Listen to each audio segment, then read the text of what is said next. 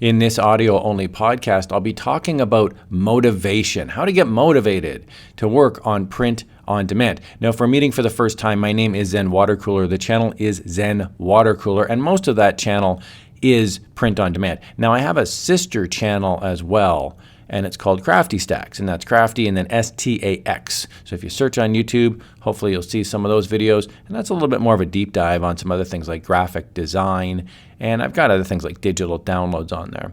Anyway, this is an audio-only podcast, so there's no video. So if you're driving around town, or if you're getting your groceries, or maybe you just had eye surgery and you're sitting around in the dark, this hopefully is the podcast for you.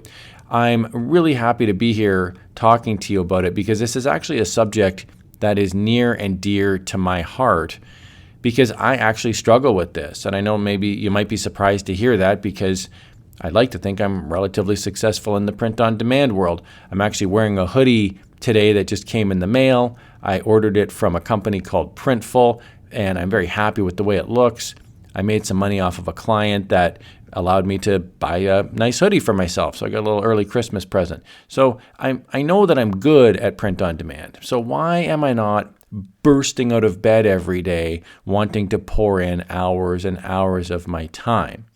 Well, we'll drill down on that. And I want to be very clear, this is not a podcast where I'm just going to preach rah-rah. I'm not going to put on my cheerleader outfit and stand in the backyard and light a bunch of fireworks hoping to motivate you to work on print on demand. That's just simply not going to happen, and I don't want it to happen. I happen to be a very analytical person.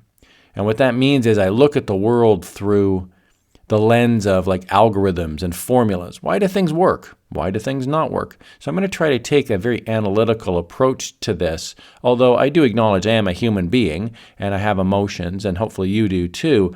And I do think that motivation really comes from our underlying emotions, because really everything we do in the world in some way is related to our emotions.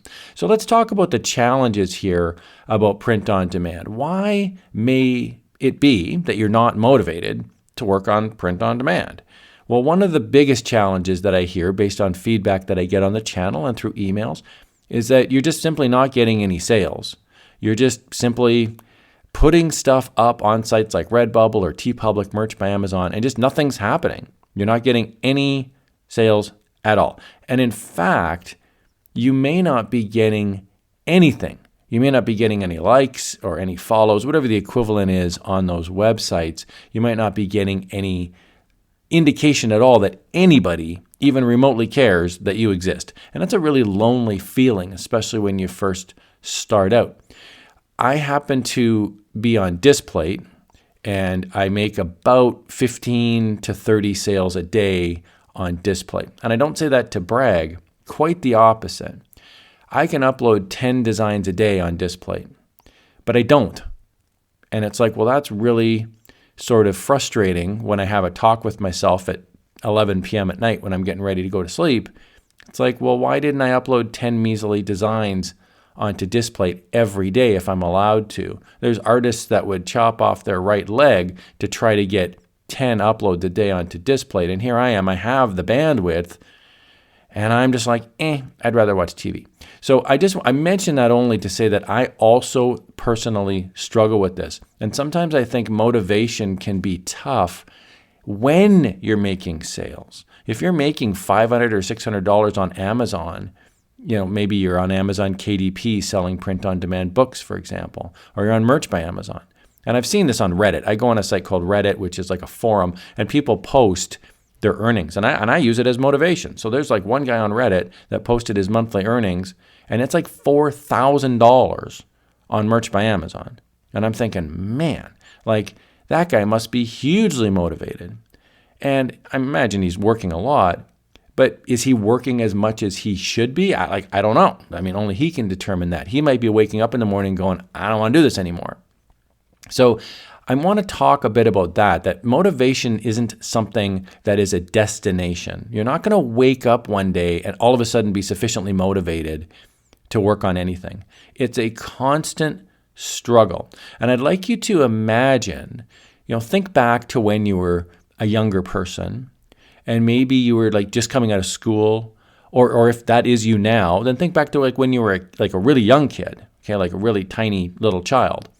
So if you think back 10 years, 15 years in your past, you were probably motivated to do things that you're completely now motivated differently. So for example, when I was 12 years old, I was motivated to work in school and get good grades, maybe try to talk to a girl. Oh my God, I'm sweating just thinking about it. And now that I'm like a fully grown adult, my motivations have changed. I have different goals and different dreams in my life. And I'm pointing that out to say, like, your goals and your dreams are going to change in the print-on-demand world over time as well. When I was first starting out in the print-on-demand world, my goals were very modest. I wanted to get 100 designs up on Redbubble.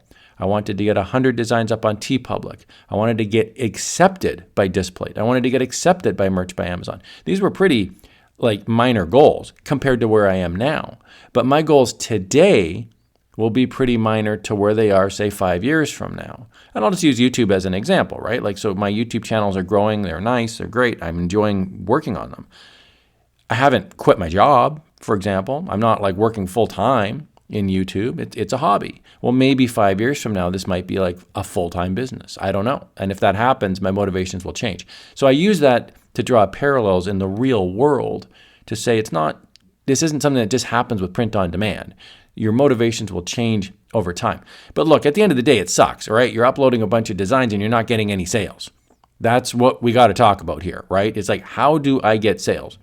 I have a friend who writes novels. They're a fiction writer. And they just spend hours and hours writing books, chapter after chapter, book after book. And they don't really have any interest in publishing the book. They will. They throw it up on Amazon with zero fanfare. They don't even tell their friends and family. And it maybe makes like one sale a year. And this just blows my mind because I'm thinking, well, you did all this work to publish a book. Why are you doing this if you're not making a sale?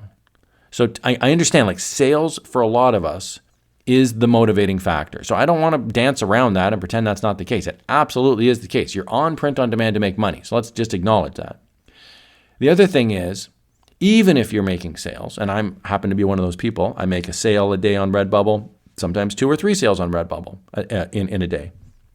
And Merch by Amazon, I make maybe 14 or 15 sales a week on Merch by Amazon. Amazon KDP I love. It's a lot more work, but I'm making easily a couple $100 in low content books. Sometimes it goes up to close to $1,000, like, at certain times of the year, if I hit a nice niche.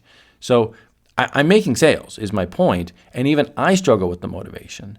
So I think that's something that we all have to acknowledge, that it's never really going to go away. The other thing I want to point out is it's not always fun.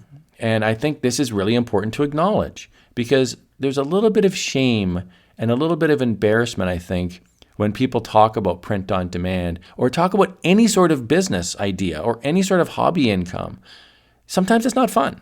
So just as an example, I'm recording this on a Sunday, and I'll have to edit the video and stuff and make it go live later. But right now, it's Sunday morning when I'm recording this. And in a couple hours, football is going to come on. So I have a choice to make. It's like, do I watch NFL football or do I work on print on demand? Or do I work on, I bought a massive comic book collection last year that's sitting in another room. I have literally 8,000 comic books sitting in another room worth thousands and thousands of dollars. And I need to sell them. I need to get on eBay or go to a consignment website and sell these books. And it's hard work. So I mention this hopefully to inspire you that you're not alone. If you're sitting there in your apartment, in your house, and you're going, man, I just can't seem to muster up the energy, you're not alone. I'm not some magic unicorn that wakes up in the morning with huge SpongeBob SquarePants eyes going, I'm so excited to do print on demand. No, it's a lot of work. And it's a lot of work for not necessarily a guaranteed reward. And the actual process of it can be really boring. I hate uploading designs, for example. I'll be honest with you.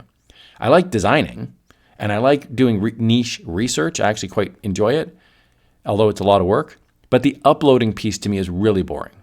And so I'm trying to figure out ways to get more motivated to do that.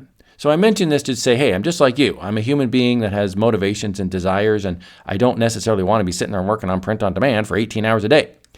So a lot of times uploading is a chore. Another thing that people struggle with is that you run out of ideas. You just go, I'm out, I'm dry, I don't have any more ideas to fall out of me. And it's like, well, what happens when that is a reality in your life? That can be really scary. It's like, oh, I have no more ideas for print-on-demand, low-content books. I have no more ideas for t-shirts. That's a really scary one. If you run out of ideas on t-shirts, it's like, that's a really empty feeling in your head. It's like, oh, now what do I do? Am I going to turn into one of those people who just copies other people's designs? It's like, that's not what I want to do with my life. I don't want to be sitting there copying people's designs.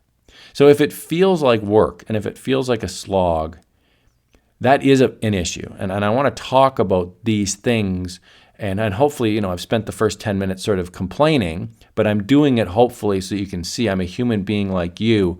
I'm not just going to sit here and say, you need to find a reason. It's like, no, let's really break this down and see if we can come up with the reasons behind why we're not motivated. Hopefully this helped. But also, let's move now into the strategies, what we can actually do about it. Because I know you didn't join this podcast to listen to me complain for an hour.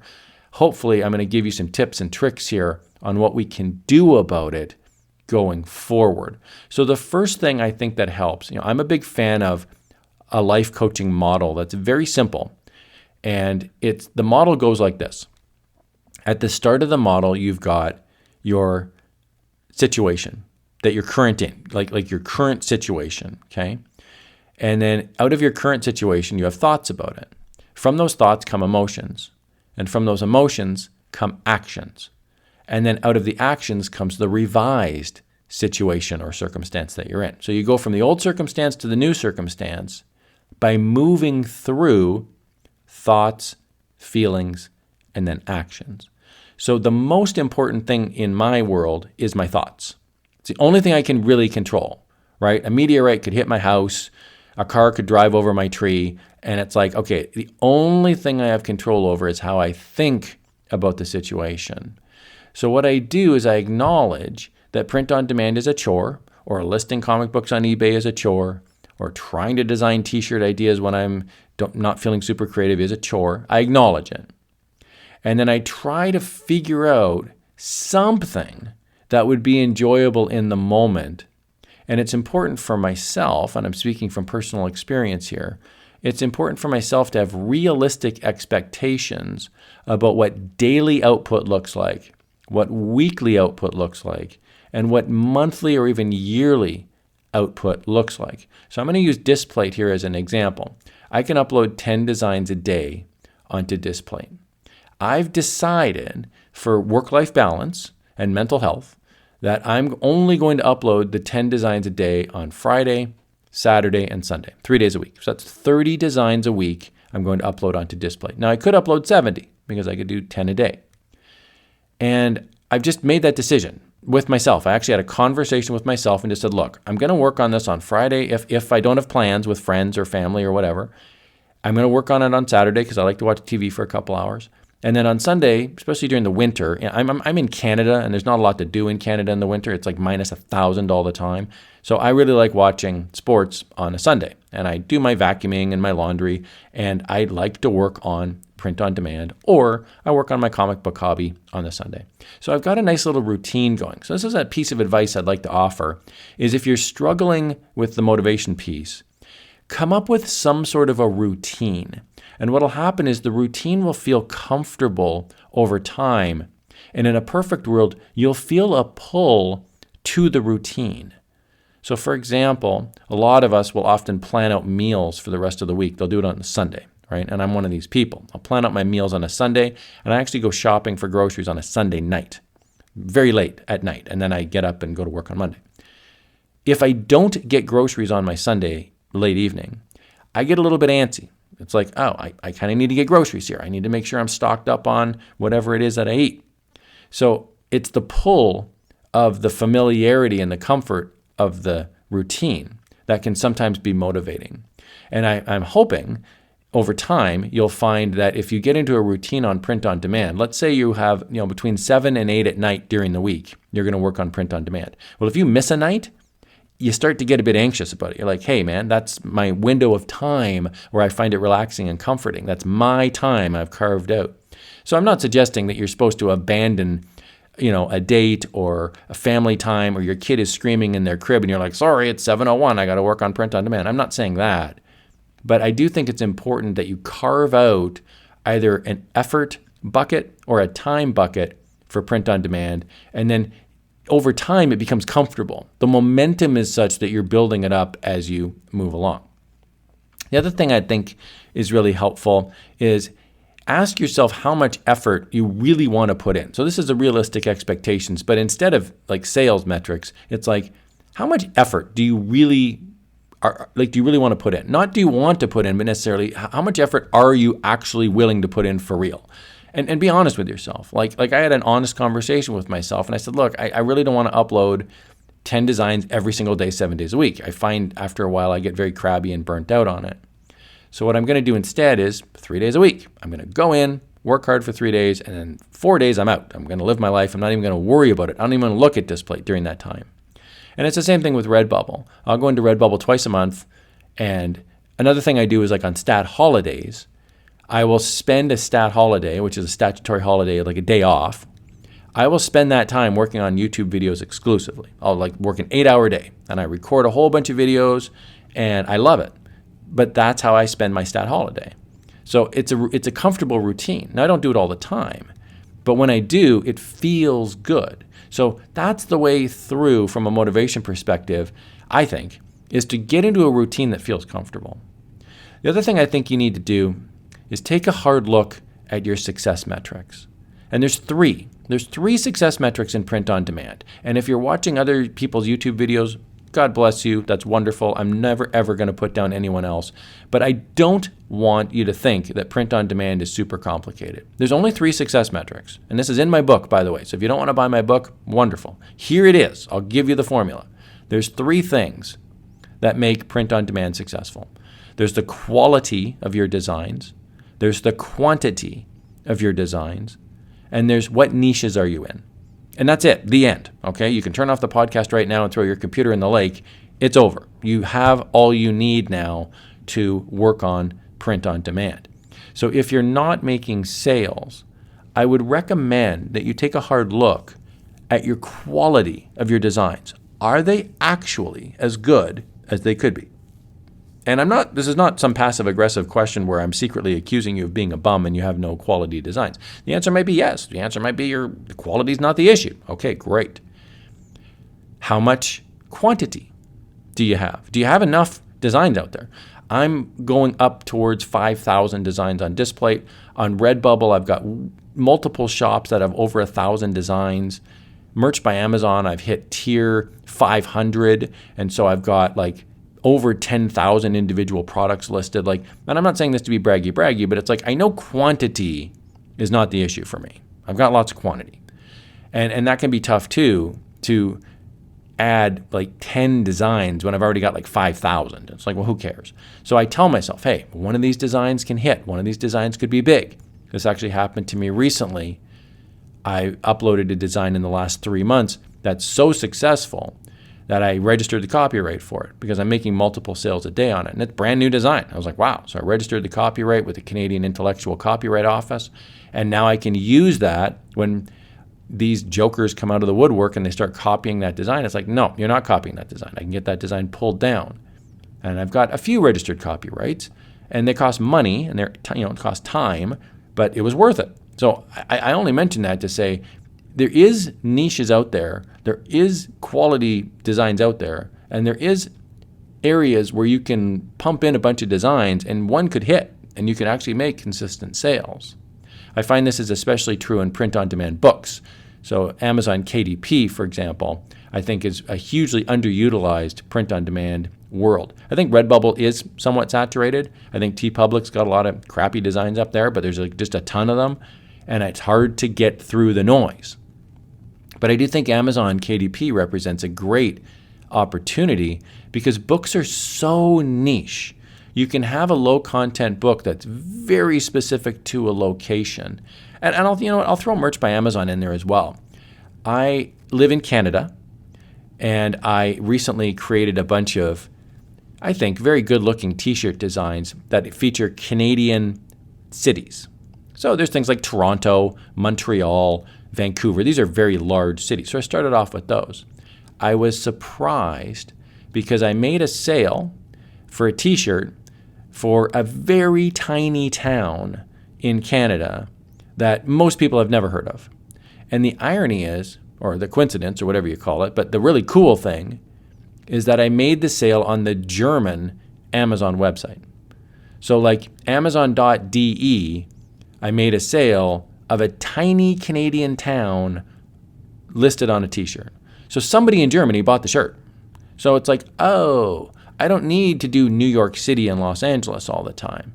The tiny, tiny niches will sometimes make sales. And remember, that t-shirt's now up for the next 20 years, as far as I know. That t-shirt might outlive me. So once you upload it, it's uploaded. And you're not constantly re-uploading these little tiny towns not making any sales. Just upload a whole bunch and see what happens. You can kind of A/B test this. You can say, okay, I'll try the New Yorks and the Los Angeleses, but I'm going to try some tiny towns too. So whatever country you're in, if you're living in South Africa, there might be cities there that the majority of the world has never heard of. But somebody somewhere might be searching for that exact location or that exact name. This is another one. I made a bunch of shirts with people's names on it. Uploaded them to Merch by Amazon. I thought, well, what are the odds that somebody's name is actually David or Roger or Tony? Like, the chances are very small because there's thousands and thousands of names out there. Within 1 week, I made a sale. And I had only uploaded about 20 shirts. And I thought, wow, I'm onto something here. They liked my quality, or I just got lucky, or there's a combination of the keywords I'm using, the niche that I'm in. So I need to explore this a bit more. Well, that gets me fired up. That gets me out of bed in the morning to say, I'm going to do the work now. And it's only one sale. It was like $2.57. But it's the idea that there's like free money out there. It's just going to cost me my time and my energy. So that's the other thing I wanted to mention about motivation, is ask yourself why you're doing print on demand. And I don't mean sales. Obviously, we're doing it for the sales. But for me, for myself, one of the things that I really find motivating is I like a good puzzle. I like to solve things. So when I don't make a sale, I'm like, I uploaded these 10 designs. Which one will sell first? I ask myself that question in my mind. I go into a niche and I upload 100 designs and I wait for a sale. And then when I get a sale, I analyze it. Okay, why did that one make a sale? Interesting. Is white font more popular than black font? Is light purple font ever going to make a sale? So I ask myself these questions and then I see what the answer is. Now, of course, if you don't make a sale, you're never going to know, but eventually you'll make a sale of something. It could be one 12-cent sticker. So I use this as motivation, not necessarily based on the money, but based on the result back. And I go, okay, why did that happen? So I ask myself those questions. Ask yourself as well, from a motivation perspective, how are you spending your day? Is it as productive as it could be? Now, this is not me who's going to shame you about playing video games or playing fantasy football or going for a walk. I'm never going to tell you what you should do. But what I will say is, ask yourself if you're happy with the amount of time that you're spending on social media, playing video games, watching lots of television. And if the answer is yes, great. Maybe there are things you can do while you're doing those things. So, for example, I've heard feedback that people will work on print on demand while listening to these audio-only podcasts. And that motivates me to make the podcast. But it also motivates, hopefully, you to not just listen to the podcast, but to listen and work while you're listening to the podcast. So it's a nice little coincidence or a nice little weird thing that happened where I got this feedback that motivated me to make a podcast, hopefully to motivate you. And I don't just mean this podcast. I've got a bunch of audio-only podcasts. Check out the playlist on the Zen Watercooler channel. There's one that says podcasts, and they're all audio only. So I'm not going to put down gaming. I play video games literally every day. It might be for 5 or 10 minutes, but I really enjoy playing my little golf game. I play Settlers of Catan, which is like this online cool game that's just horribly addictive. It's like, oh my God. The people who invented that game should go to jail. It's so addictive. I just love it so much. But ask yourself, like, is it a good use of your time? Are you doing it to escape? Because if you enjoy working on print on demand, you might be able to work on print on demand while you do these other things. I really like to listen to podcasts on YouTube, things like the Lex Friedman podcast, or, on Spotify, there's lots of podcasts. And so when I'm listening to those podcasts, I'll work on print on demand because there are two parts of my brain that aren't really the same, right? I can work visually on a design while I listen to a conversation about, nuclear physics or something, right? They're completely unrelated. So I'm not going to say don't have a life, don't have hobbies. Of course you want to have that. But just be aware that if you have those things and if you enjoy those things, don't apologize for it. Don't feel bad that you're not working on print on demand because you have a reason why, a legitimate reason why. You might have a young baby at home. You might just like to go for a walk every day. Like, great. That's a great use of your time. And just acknowledge that. And it may take some of the pressure off that you always need to be uploading because you don't. Okay, so let's also take a look at timelines. I think that a lot of, and I'm going to paint everybody here with a broad brush, please forgive me, but I think a lot of people, a significant number of people, have a skewed view and maybe an unrealistic expectation about the timelines involved in print on demand. And what I mean by that is I get emails on occasion where people say, hey, I've opened up a new Redbubble shop. It's been a week. I haven't made a sale. What's going on? And it's like, well, I know exactly what's going on. The algorithm inside of Google needs to ingest your designs. So when you Google funny plumber Alabama, your design's not going to pop up right away because the internet, the way search algorithms work is it combs through the internet and looks at like every website that exists and it tries to index what it's seeing. It's like a robot, kind of like a Zamboni. I'm Canadian, so forgive the hockey analogy, but it's like a Zamboni covering the ice, putting water on the ice. It's going to take a while to cover all the ice. Well, Google takes a while to drive all over the internet and take a look at your designs. They're in there somewhere.